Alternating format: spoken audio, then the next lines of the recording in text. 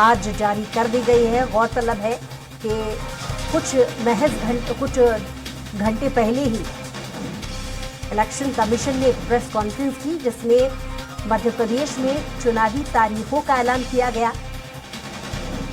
17 तारीख को मतदान किया जाएगा और 3 दिसंबर को मतदान के नतीजे आएंगे। जैसे ही ये ऐलान हुआ उसके महज कुछ घंटों बाद ही बीजेपी ने अपनी चौथी लिस्ट को जारी कर दिया। जाहिर सी बात है, प्रत्याशियों को अपने इलाकों में तैयारी करने का मौका मिल पाए और जनता से कनेक्ट होने का मौका मिल पाए। ये जो तैयारी है, ये जो समन्वय है, इन तमाम तैयारियों को देखते हुए इलेक्शन कमीशन की तारीखों के ऐलान के तुरंत बाद ही, महज 2 घंटे बाद ही बीजेपी ने अपनी चौथी लिस्ट को जारी कर दिया है। 57 नाम इसमें शामिल है और सबसे ज्यादा जो खास ध्यान देने वाली बात है इस लिस्ट में, वो हाई प्रोफाइल नाम इसमें शामिल किए गए। और इस पर और ज्यादा बातचीत के लिए हमारे साथ स्टेट एडिटर अजय त्रिपाठी जी हमारे साथ फोन लाइन पे जुड़ गए हैं, लाइव जुड़ गए हैं।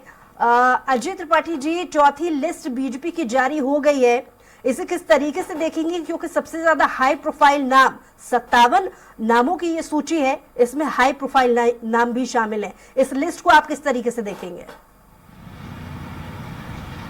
नहीं, देखिए, इसमें दूसरा बहुत साफ लग रहा है कि जो हम लोग बात कर रहे थे, तमाम कयास लगाई जा रही थी कि तमाम बड़े दिग्गजों के टिकट काटे जाएंगे। कई बार शिवराज सिंह चौहान का टिकट काटने की भी संभावनाएं जताई जा रही थी, तमाम मंत्रियों के टिकट काटने की बात की जा रही थी, संजय सत्येंद्र पाठक के टिकट काटने की बात हो रही थी। 4 उनकी जगह किसी को उतार सकते हैं। सागर से शैलेंद्र जैन के टिकट को लेकर के बड़ी असमंजस की थी। लेकिन जिस तरह से बीजेपी ने 57 लोगों की सूची जारी की, उससे साफ लग रहा है कि बीजेपी उन सारे लोगों पर भरोसा कर रही है जो लोग सिटिंग एमएलए और लगातार चुनाव जीतते आ रहे हैं। भोपाल के सिर्फ दक्षिण पश्चिम को छोड़ करके जो पिछली बार बीजेपी हार गई थी चुनाव, बाकी सभी सीटों पर प्रत्याशियों की घोषणा कर दी गई। विश्वास सारंग का टिकट फाइनल हो गया है, कृष्णा गौर का टिकट फाइनल हो गया है, तो ये रामेश्वर शर्मा का टिकट फाइनल हो गया। जहां जहां ये आशंका जताई जा रही थी कि टिकट कट सकते हैं, उन सभी जगह पर टिकट फाइनल कर दिया गया। और ऐसी स्थिति में स्वाभाविक है कि भारतीय जनता पार्टी अब देर नहीं करना चाहती और इस देरी में जो चुनाव की घोषणा होने के बाद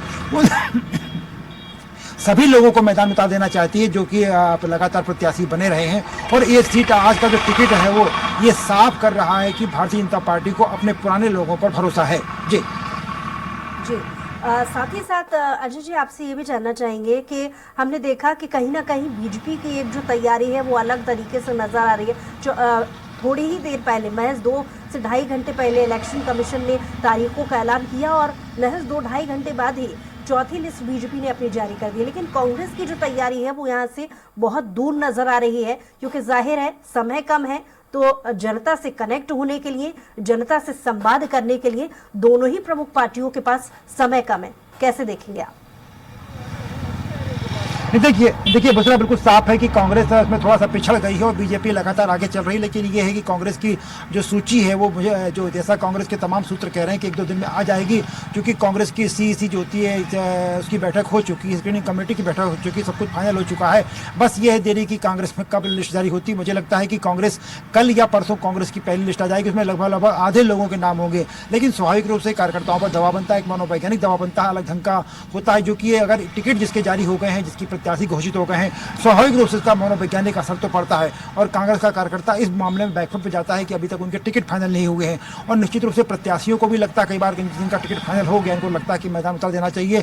और कांग्रेस में भी माना जा रहा है कि सिटिंग एमएलए जो है उनके लगभग 90% टिकट फाइनल होंगे, लगभग 10% लोगों के टिकट काटे जाएंगे। और ऐसी स्थिति में अगर कांग्रेस पहला टिकट लिस्ट जारी कर देती है, इसमें सभी लोगों के टिकट, जिनको सब कुछ देना ही है टिकट, उनके टिकट भी अगर जारी कर देती है, तो ये मुकाबला, जो पॉलिटिकल मुकाबला है, काफी दिलचस्प हो जाएगा। नहीं तो ये उहापोह स्थिति बनी रहेगी और कांग्रेस पर बैकफुट पे जाने का आरोप लगातार लगता रहेगा। बीजेपी इस मामले में सबसे आगे चल रही है, क्योंकि बीजेपी के पहले 79 सीटें टिकट जारी हुए थे, आज 57 टिकट जारी हुए, तो साफ जाहिर है कि बीजेपी लगातार आगे बढ़ रही है। इसका मनोवैज्ञानिक दबाव, पॉलिटिकल दबाव पड़ता है।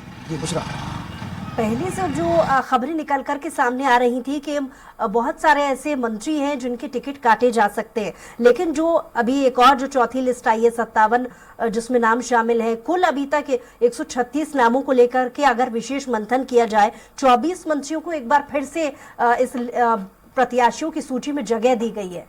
तो फिर से एक बार उन पर भरोसा करना, बतौर मीडिया एनालिसिस आप किस तरीके से देखते हैं? इसके पीछे क्या नीति हो सकती है? स्वाभाविक रूप से ये आशंका, जी बुशरा, ये उम्मीद लगाई जा रही थी कि तमाम मंत्रियों के टिकट काटे जाएंगे, लेकिन जिस तरह से आज टिकट फाइनल हुए, भूपेंद्र सिंह का टिकट फाइनल हो गया है,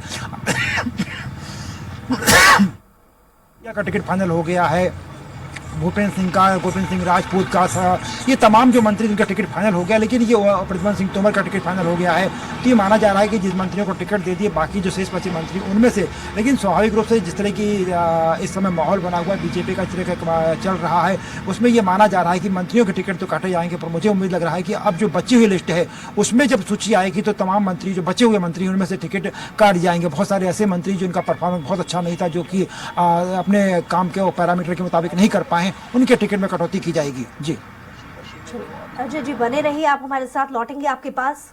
और इसी बीच बड़ी खबर मिल रही है रायपुर से, जहां छत्तीसगढ़ बीजेपी की दूसरी लिस्ट जारी हो गई है। 64 उम्मीदवारों के नाम का ऐलान कर दिया गया है। भरतपुर सोनहत से सांसद रेणुका सिंह, मनेन्द्रगढ़ से श्याम बिहारी जायसवाल, बैकुंठपुर भैयालाल राजवाड़े, सामजी से उद्देश्वरी पैकरा, वो नाम है जो इस सूची में जारी किए गए हैं।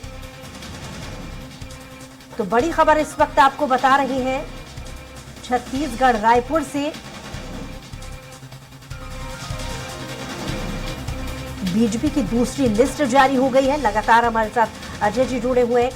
अजय जी, 64 नामों की सूची छत्तीसगढ़ रायपुर से भी जारी हो गई है, यानी कि बीजेपी ने मध्य प्रदेश में तो इलेक्शन कमीशन की कॉन्फ्रेंस के तुरंत बाद ही ऐलान कर दिया 57 नामों का, वहां 64 नामों का भी ऐलान कर दिया।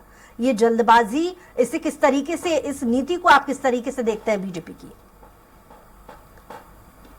नहीं, देखिए छत्तीसगढ़ में भी, चूंकि टिकट छत्तीसगढ़ में भी मध्य प्रदेश के साथ ही लगभग चुनाव होने जा रहे हैं, 90 सीटों में से जो 64 सीटें अगर कर दी गई हैं, तो बीजेपी लगातार दावा कर ही रही थी कि बहुत जल्दी उनकी सूची जारी हो जाएगी। और सब कुछ, क्योंकि बीजेपी वहाँ पर सत्तारूढ़ पार्टी नहीं है छत्तीसगढ़ में, तो स्वाभाविक रूप से उसको ज़्यादा कवायद करनी पड़ती है। लेकिन मध्य प्रदेश में जैसा माना जा रहा था कि चूंकि अमित शाह की लगातार बैठकें हो चुकी, नरेंद्र मोदी की सभाएं हो चुकी, सारी तैयारी, इस बीच जो आकलन था दोनों स्टेट का लगभग पूरा हो चुका, तो बीजेपी में ये तय था कि बहुत जल्दी सूची जारी होगी। और चुनाव आयोग की प्रेस कॉन्फ्रेंस का इंतजार किया जा रहा था कि आचार संहिता लागू होने के बाद तुरंत बाद टिकट जारी कर दी जाएंगी। उम्मीद जताई जा रही थी, दोनों स्टेट में वही हुआ है कि जैसे ही आचार संहिता लागू हुई और चुनाव आयोग ने जो तमाम जो इलेक्शन प्लान का अनाउंसमेंट किया, उसके तुरंत बाद दोनों जगह पर सीटों का अनाउंसमेंट कर दिया गया है। तो ये माना जा रहा है कि भाजपा का हाईकमान जो है, भाजपा का हाईकमान पूरी तैयारी में था, और तैयारी के साथ ही इस बात का सबूत है कि भारतीय जनता पार्टी में जो रणनीति कही जा रही है, जैसे स्ट्रेटेजी बनाई जाती है, जिसे बात की जा रही बार बार, वो तैयार है, उसी के अनुसार टिकट दिए गए हैं दोनों स्टेट्स में। जी दूसरा,